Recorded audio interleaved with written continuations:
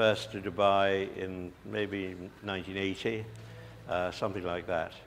And I've been traveling all around the Middle East ever since for Barclays. And I've had various jobs, not so much in Dubai. I've been chairman of the Saudi British Business Council.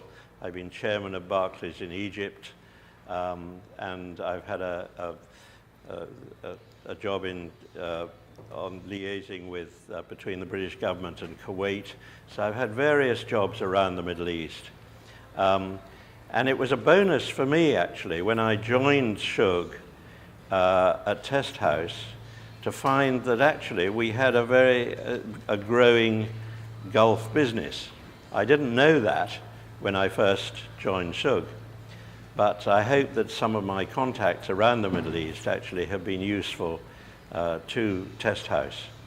But the interesting thing to me is actually the way the business is suddenly reaching another level. If you look back at the way businesses start, they start rather like Shug said, in his cellar, at home, just from a room, just starting like that. And then many years later, they grow into bigger businesses. And Testhouse has been quite a small business for quite some time, but all of a sudden, over the last couple of years, and particularly under Raj's leadership, Testhouse India and Testhouse Middle East has really reached another level. Charlo has very much been part of that. And the sales side is very important. But it's interesting, if you look at the business from your own point of view, look at the number of new names that we are getting business from. And as Raj said earlier, tomorrow morning I have a meeting. Is it tomorrow morning? Yes, tomorrow morning I have a meeting with the Chief Executive of the National Bank of Fujairah, who I know personally because he used to work with me at Barclays. And we're going to be signing a contract with them. That's another new name. Aman Insurance has been a relatively new name. Emirates National Bank, of course, we've been with for quite a long time. So we're building the business gradually. But certainly under Raj's leadership, we are reaching another plane. And that's what opening this office is all about.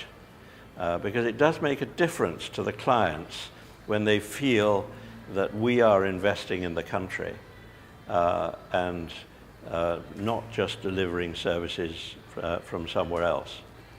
And I hope also from your point of view, this office is going to be useful because it's going to mean a focus for you. I hope it's also going to bring the teams closer together. I said earlier that one of my worries in the past has been that individual teams worked in a bank and they didn't know anything about what was going on somewhere else. And there was really virtually no contact. And sometimes very little contact back with India, actually.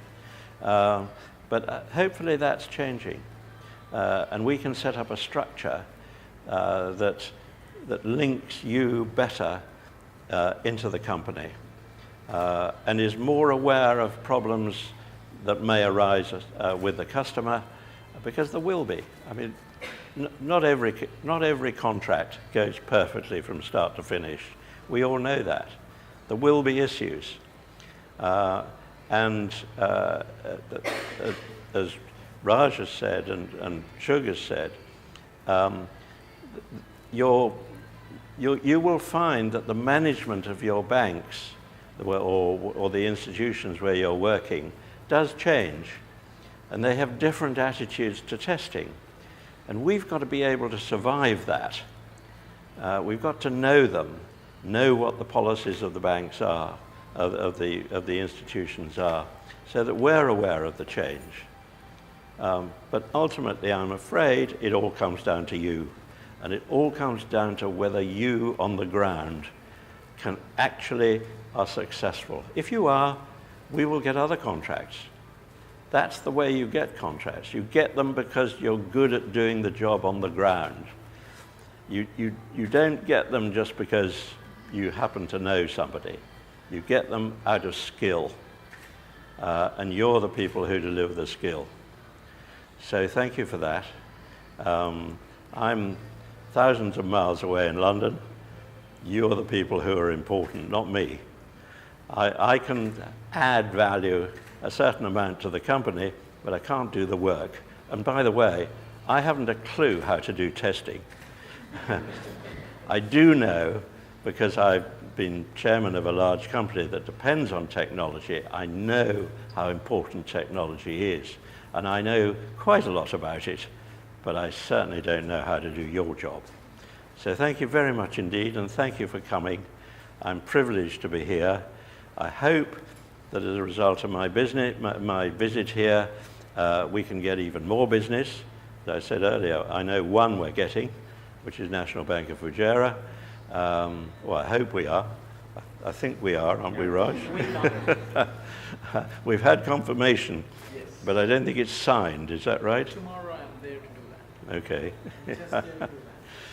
Anyway, thank you very much. I shall have an opportunity anyway to talk later on, because we're all going to go over and have something to eat. But now you're going to have to listen, I'm afraid, to a few more people from here.